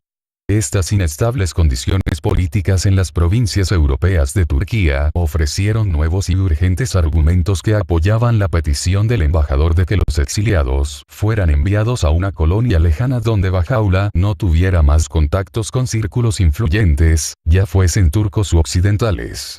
Cuando el ministro turco de Asuntos Exteriores Fuad Pasha regresó de una visita a Adrianópolis, sus sorprendentes informes sobre la reputación de la que Bahá'u'lláh había llegado a disfrutar en toda la región parecieron prestar credibilidad a las sugerencias del embajador persa. En este clima de opinión, el gobierno decidió bruscamente someter a su invitado a un estricto confinamiento. Sin previo aviso, una mañana temprano los soldados rodearon la casa de Bahá'u'lláh y se ordenó a los exiliados que se prepararan para partir hacia un destino desconocido. El lugar escogido para este destierro final fue la siniestra ciudad fortaleza de Acá, Acre, en la costa de Tierra Santa. Famosa en todo el imperio por lo detestable de su clima y por la abundancia de enfermedades, Acá era una colonia penal utilizada por el Estado otomano para el encarcelamiento de criminales peligrosos, de quienes se podía esperar que no sobreviviesen demasiado tiempo su encarcelamiento en aquel lugar. Desde su llegada en agosto de 1868, Bahá'u'lláh, los miembros de su familia y un grupo de sus seguidores que habían sido exiliados con él, iban a experimentar 2 años de sufrimientos y abusos dentro de la fortaleza misma. Después serían confinados bajo arresto domiciliario en un edificio cercano propiedad de un comerciante local. Durante mucho tiempo los exiliados fueron rehuidos por la supersticiosa población local, que había sido advertida en sermones públicos contra el dios de los persas, descrito como un enemigo del orden público y promotor de ideas blasfemas e inmorales. Varios miembros del pequeño grupo de exiliados murieron a causa de las privaciones y otras condiciones a las que fueron sometidos. Mirando retrospectivamente, parece una profunda ironía que la elección de Tierra Santa como el lugar del confinamiento forzado de Bahá'u'lláh hubiera sido el resultado de la presión de enemigos eclesiásticos y civiles cuyo objetivo era extinguir su influencia religiosa. Palestina, reverenciada por 3 de las grandes religiones monoteístas como el punto donde los mundos de Dios y del hombre se entrecruzan, mantenía por entonces, como lo había hecho durante miles de años, una posición única en las esperanzas de los hombres. Solo pocas semanas antes de la llegada de Bahá'u'lláh, los principales líderes del movimiento protestante alemán Templer habían partido de Europa en barco para establecer al pie del Monte Carmelo una colonia que daría la bienvenida a Cristo, cuyo advenimiento creían inminente. Sobre los dinteles de varias de las pequeñas casas que construyeron, mirando a través de la bahía hacia la prisión de Bahá'u'lláh, pueden verse aún inscripciones grabadas como Dergeris Nage el Señor está cerca.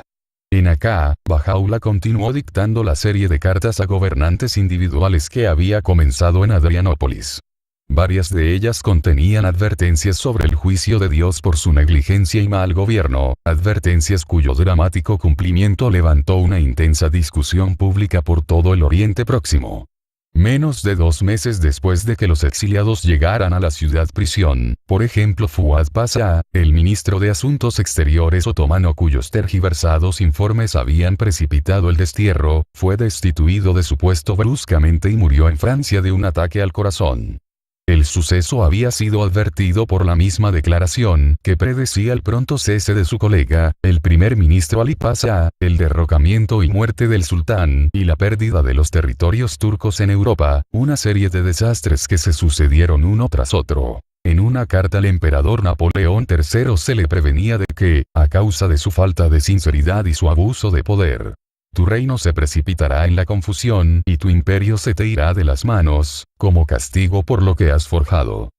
¿Acaso tu pompa te ha vuelto orgulloso? Por mi vida. No durará. sobre la desastrosa guerra franco-prusiana y el consiguiente derrocamiento de Napoleón III, que ocurrió menos de un año después de este anuncio, Alistair One, un erudito contemporáneo de la historia política francesa del siglo XIX, ha escrito: la historia no conoce tal vez un ejemplo más sorprendente de lo que los griegos llamaban peripateía, la terrible caída desde las alturas del orgullo. Ciertamente ninguna nación de los tiempos modernos, tan repleta de aparente grandeza y opulencia en logros materiales, ha sido sometida nunca a una humillación peor en tan corto espacio de tiempo. Solo pocos meses antes de la imprevista serie de acontecimientos que condujeron en Europa a la invasión de los estados pontificios y a la anexión de Roma por las fuerzas del nuevo reino de Italia, una declaración dirigida al Papa Pío IX había exhortado al pontífice: abandona tu reino a los reyes y sal de tu habitación con el rostro vuelto hacia el reino. Sé cómo fue tu Señor. Verdaderamente ha llegado el día de la cosecha y todas las cosas han sido separadas unas de otras. Él ha guardado lo que escogió de los receptáculos de la justicia y ha arrojado al fuego aquello que lo merece. Wilhelm I, rey de Prusia, cuyos ejércitos tuvieron una victoria tan aplastante en la guerra franco-prusiana, había recibido la advertencia de Baha'u'lláh en el Kitab al-Aqdas de hacer caso del ejemplo de la caída de Napoleón III y de otros dirigentes que habían sido victoriosos en guerra, y no permitir que el orgullo le impidiera reconocer esta revelación. Que Baha'u'lláh previó que el emperador alemán no iba a responder a esta advertencia se ve por el pasaje presagioso que aparece más adelante en ese mismo libro: oh riberas del Rin, os hemos visto cubiertas de sangre, por cuanto las espadas de la venganza fueron desenvainadas contra vosotras, y os ocurrirá de nuevo. Y oímos las lamentaciones de Berlín, aunque hoy esté en conspicua gloria. Un tono marcadamente diferente caracteriza a dos de las más importantes declaraciones, una dirigida a la reina Victoria y la otra a los gobernantes de América y presidentes de sus repúblicas. La primera alaba el logro innovador que representaba la abolición de la esclavitud en todo el Imperio Británico y elogia el principio de gobierno representativo. La segunda, que comienza con el anuncio del Día de Dios, concluye con un llamamiento, prácticamente un mandato, que no tiene paralelo en ninguno de los otros mensajes. Acoged al abatido con las manos de la justicia y aplastad al opresor jactancioso, con la vara de los mandamientos de tu Señor, el ordenador, el omnisapiente. La religión como luz y oscuridad. La condena más severa de Baha'u'lláh está reservada a las barreras que la religión organizada ha erigido a lo largo de la historia entre la humanidad y las revelaciones de Dios. Dogmas inspirados en la superstición popular y perfeccionados por un empleo inadecuado de la facultad racional, se han impuesto repetidamente sobre un proceso divino cuyo propósito en todo tiempo ha sido espiritual y moral.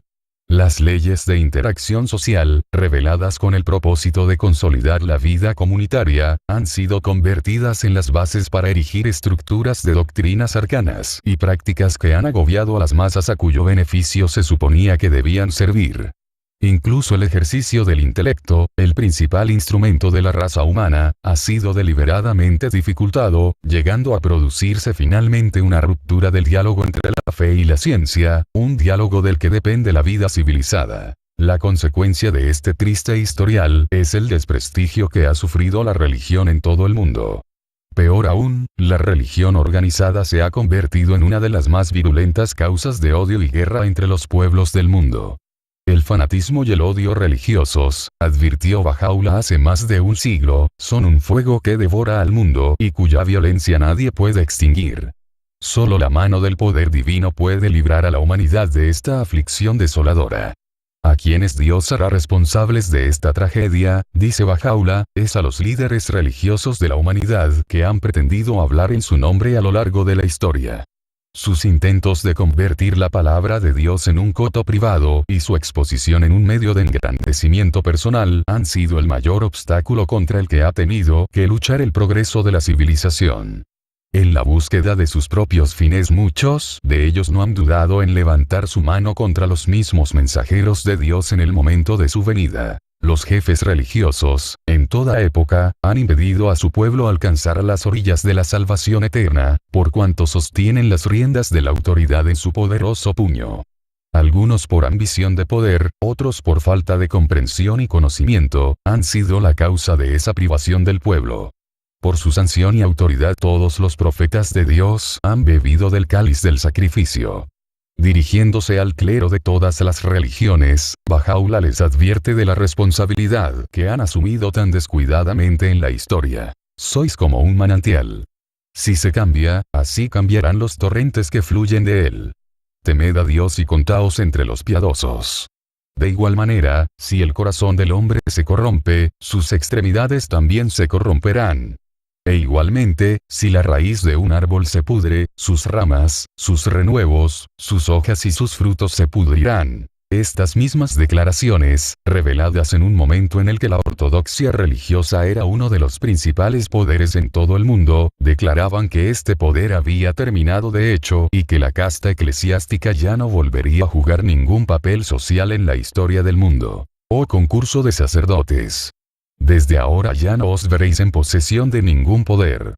A un miembro hostil de entre el clero musulmán especialmente vengativo, Bahá'u'lláh le dijo: tú eres como el último rastro de la luz del sol sobre la cima de la montaña. Pronto se desvanecerá, como ha sido decretado por Dios, el Todoposeedor, el Altísimo. Tu gloria y la gloria de aquellos que son como tú os ha sido quitada. Estas declaraciones no se dirigen al hecho en sí de organizar la actividad religiosa, sino al mal uso de esa clase de recursos.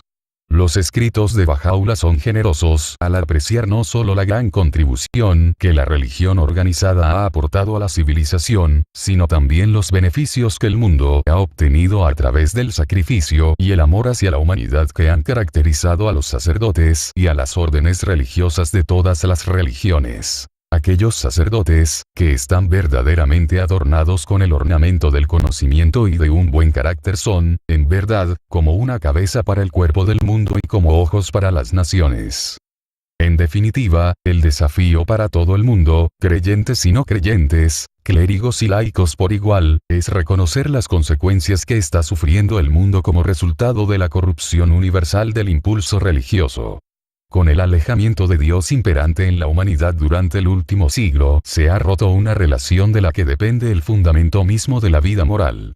Las facultades naturales del alma racional, vitales para el desarrollo y mantenimiento de los valores humanos, han llegado a ser desestimadas universalmente. La vitalidad de la fe de los hombres en Dios se está extinguiendo en todos los países. Nada que no sea su saludable medicina podrá jamás restaurarla. La corrosión de la impiedad está carcomiendo las entrañas de la sociedad humana. ¿Qué otra cosa sino el elixir de su potente revelación puede limpiarla y revivirla? Solo la palabra de Dios puede vindicar la distinción de estar dotada de la capacidad requerida para un cambio tan grande y trascendental. La paz mundial. A la luz de los acontecimientos posteriores, las advertencias y llamamientos de los escritos de Bahá'u'lláh durante este periodo adquieren un tremendo patetismo. Oh vosotros, los representantes elegidos del pueblo de todos los países. Considerad al mundo como el cuerpo humano que, aunque fue creado sano y perfecto, ha sufrido, por diversas causas, graves trastornos y enfermedades. Ni un solo día logró alivio, no, más bien su dolencia se hizo más aguda, puesto que cayó en manos de médicos ignorantes que daban rienda suelta a sus deseos personales. Lo vemos en este día a la merced de gobernantes tan embriagados de orgullo que no pueden discernir claramente lo que más les conviene, ni menos aún reconocer una revelación tan asombrosa y desafiante como esta. Este es el día en que la tierra dará a conocer sus nuevas. Los forjadores de iniquidad son su carga, ojalá pudierais comprenderlo. Todos los hombres han sido creados para llevar adelante una civilización en continuo progreso. El Todopoderoso es mi testigo. Actuar como las bestias del campo es indigno del hombre. Las virtudes que corresponden a su dignidad son la indulgencia, la misericordia, la compasión y la amorosa bondad hacia todos los pueblos y razas de la tierra.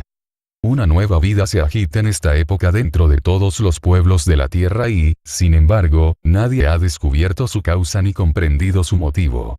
Considerad los pueblos de Occidente.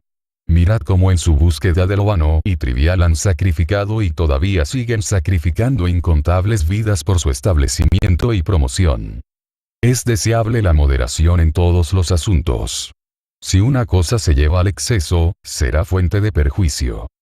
Cosas extrañas y asombrosas existen en la tierra, pero están ocultas a las mentes y a la comprensión de los hombres. Estas cosas son capaces de cambiar toda la atmósfera de la tierra y su contaminación podría resultar letal. En escritos posteriores, incluyendo los dirigidos a la humanidad de forma colectiva, Bahá'u'lláh exhortaba a adoptar medidas para lo que él llamaba la gran paz. Estas, dijo, mitigarían los sufrimientos y el trastorno que él veía acechando a la raza humana, hasta la llegada del momento en que los pueblos del mundo abracen la revelación de Dios y, a través de ella, establezcan la paz más grande. Debe llegar el tiempo cuando la imperativa necesidad de tener una gran asamblea, que abarque a todos los hombres, será universalmente reconocida. Los gobernantes y reyes de la tierra deben necesariamente concurrir a ella y, participando en sus deliberaciones, deben considerar los medios y recursos para poner los cimientos de la gran paz mundial entre los hombres. Tal paz exige que las grandes potencias decidan, para la tranquilidad de los pueblos de la tierra, estar completamente reconciliadas entre sí. Si algún rey tomase armas contra otro, todos deberían levantarse solidariamente e impedírselo. Si esto se hace, las naciones del mundo ya no necesitarán armamentos salvo con el fin de preservar la seguridad de sus reinos y mantener el orden interno dentro de sus territorios. Se aproxima el día en que todos los pueblos del mundo habrán adoptado un idioma universal y una escritura común. Cuando esto se haya logrado, a cualquier ciudad a donde uno viaje, será como si hubiera entrado en su propio hogar. Solo es verdaderamente un hombre quien hoy se dedica al servicio de toda la raza humana. No debe enaltecerse quien ama a su patria, sino más bien quien ama al mundo entero. La tierra es un solo país y la humanidad sus ciudadanos. No por mi propia voluntad. En su carta a Nasir-id-Din Shah, monarca de Persia, en la que se abstiene de hacer ningún reproche sobre su encarcelamiento en el Siyachal y las demás injusticias que había experimentado a manos del rey, Bahá'u'lláh habla de su propio papel en el plan divino. Yo no era más que un hombre como los demás, dormía en mi lecho cuando, he aquí, las brisas del Todo Glorioso soplaron sobre mí y me enseñaron el conocimiento de todo lo que ha sido. Esto no viene de mí, sino de uno que es todopoderoso y omnisapiente. Y él me ordenó elevar mi voz entre cielo y tierra, y por esto me sucedió lo que ha hecho correr las lágrimas de todo hombre de entendimiento. La erudición corriente entre los hombres no la estudié, ni entré en sus escuelas. Pregunta en la ciudad donde vivía, para que puedas estar bien seguro de que yo no soy de los que hablan en falso. La misión a la que él había dedicado su vida entera, que le había costado la vida de su querido hijo menor, así como todas sus posesiones materiales, que había minado su salud y le había acarreado encarcelamiento, exilio y abusos, no había sido emprendida por él. No por mi propia voluntad, dijo, había entrado en ese camino. Oh pueblo, ¿pensáis que yo tengo en mis manos el control de la última voluntad y propósito de Dios? Si el destino final de la fe de Dios hubiera estado en mis manos, nunca habría consentido, ni por un momento, en manifestarme a vosotros, ni hubiera permitido que una sola palabra brotase de mis labios. De esto Dios mismo es ciertamente testigo. Habiéndose sometido sin reservas al requerimiento de Dios, no tuvo duda alguna del papel que había sido llamado a desempeñar en la historia humana. Como la manifestación de Dios para el tiempo del cumplimiento, Él es el prometido de todas las escrituras del pasado, el deseo de las naciones, el Rey de la Gloria. Para el judaísmo Él es el Señor de los ejércitos. Para el cristianismo el retorno de Cristo en la gloria del Padre. Para el Islam el gran anuncio. Para el budismo el Buda Maitreya. Para el hinduismo la nueva encarnación de Krishna. Para el zoroastrianismo el advenimiento del Shavaram. Como las manifestaciones de Dios anteriores, Él es la voz de Dios y su canal humano. Cuando contemplo, oh mi Dios, la relación que me une a ti, me siento impelido a proclamar a todas las cosas creadas en verdad, yo soy Dios. Y cuando considero mi propio ser, he aquí que lo encuentro más tosco que la arcilla. Algunos entre vosotros han dicho, Él es quien ha pretendido ser Dios. Por Dios. Esta es una grave calumnia. Yo no soy sino un siervo de Dios que ha creído en Él y en sus signos. Mi lengua, mi corazón, mi ser interior y mi ser exterior atestiguan que no hay Dios sino Él, que todos los demás han sido creados por su mandato y modelados por la acción de su voluntad. Yo soy aquel que proclama los favores con que Dios, por su munificencia, me ha favorecido. Si esta es mi transgresión, entonces soy ciertamente el primero de los transgresores. Los escritos de Bahá'u'lláh se valen de un amplio número de metáforas que intentan expresar la paradoja que yace en el corazón del fenómeno por el que Dios revela su voluntad. Yo soy el halcón real posado en el brazo del Todopoderoso. Yo despliego las alas marchitas de toda ave abatida y le ayudo a levantar su vuelo. Esta no es más que una hoja que han movido los vientos de la voluntad de tu Señor, el Todopoderoso, el Todo Alabado. ¿Puede quedarse quieta cuando soplan los vientos tempestuosos? No, por aquel que es el Señor de todos los nombres y atributos. La mueven como les place. El convenio de Dios con la humanidad en junio de 1877. Bahá'u'lláh salió por fin de su estricto confinamiento en la ciudad prisión de Acá y se trasladó con su familia a Masrai, una pequeña finca pocas millas al norte de la ciudad. Como había predicho en su declaración al gobierno turco, el sultán Abdul Aziz había sido derrocado y asesinado en una intriga palaciega, y las rachas de los vientos de cambio político que barrían el mundo comenzaron a invadir incluso los cerrados recintos del sistema imperial otomano. Tras una breve estancia de 2 años en Masrai, Bahá'u'lláh se trasladó a Bají, una gran mansión rodeada de jardines que su hijo Abdul Baha había alquilado para él y para los miembros de su extensa familia. Los 12 años restantes de su vida estuvieron dedicados a escribir sobre un amplio abanico de temas espirituales y sociales y a recibir un flujo de peregrinos bajáis que llegaban con grandes dificultades desde Persia y otras tierras. Por todo el cercano y Medio Oriente comenzaba a tomar forma el núcleo de una vida en comunidad entre aquellos que habían aceptado su mensaje.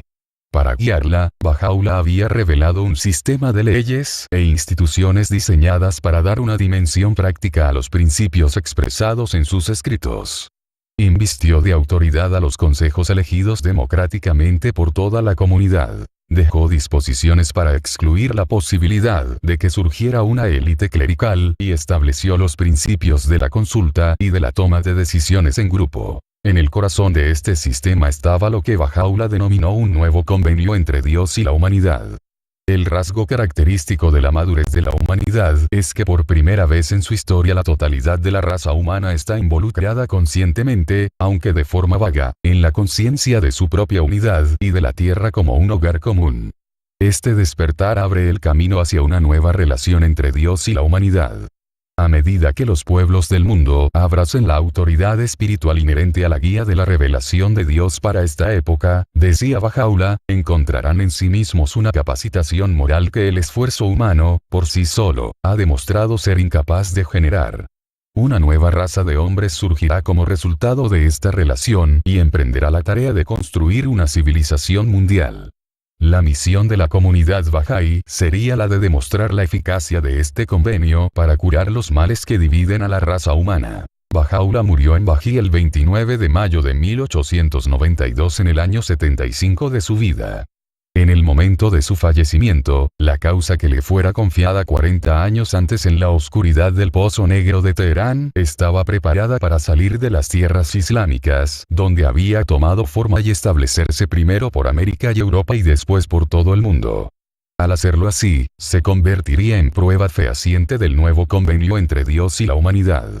La fe Bahá'í con su comunidad de creyentes sería la única entre las religiones independientes del mundo que iba a pasar con éxito este primer siglo crítico de su existencia con su unidad firmemente intacta y sin sufrir la antigua plaga de cismas y facciones.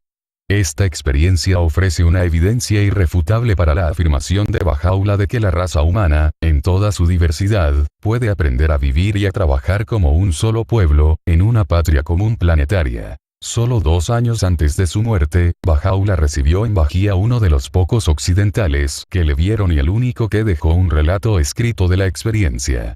El visitante era Edward Granville Browne, un orientalista joven y prometedor de la Universidad de Cambridge, cuya atención se había sentido atraída originalmente por la dramática historia del Bab y de su heroico grupo de seguidores.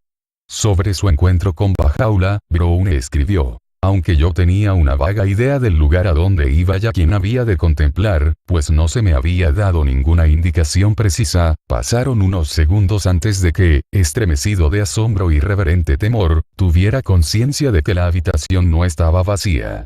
En el ángulo donde el diván tocaba la pared, distinguí una extraordinaria y venerable figura.